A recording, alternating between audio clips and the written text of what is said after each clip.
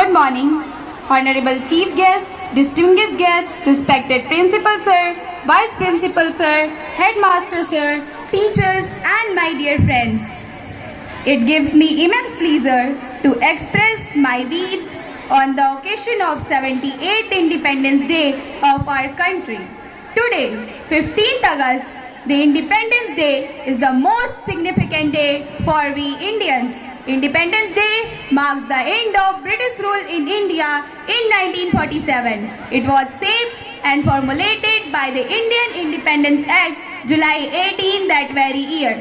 Thus, India emerged as a free and independent nation. It also marks the anniversary of the partition of the subcontinent into two countries, India and Pakistan, which occurred at midnight on August 14 and 15, 1947.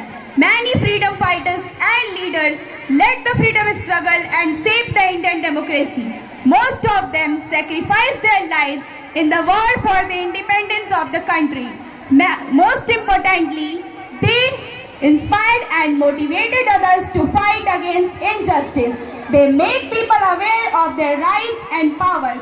During the struggle for the freedom of our country, many movements were also launched, such as Revolt of 1857, Non-Cooperation Movement, Quit India Movement, Champaran Satyagraha, Salt March, and many more. After the success of Indian freedom struggle, our country became one of the biggest democracies in the world. Now, after 77 years of independence, India has walked a long way ahead. People have got the right to vote and elect their government. They exercise their rights and powers.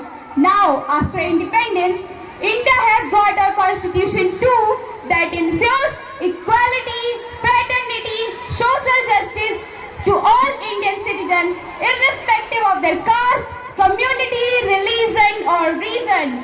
But that does not mean that all is well.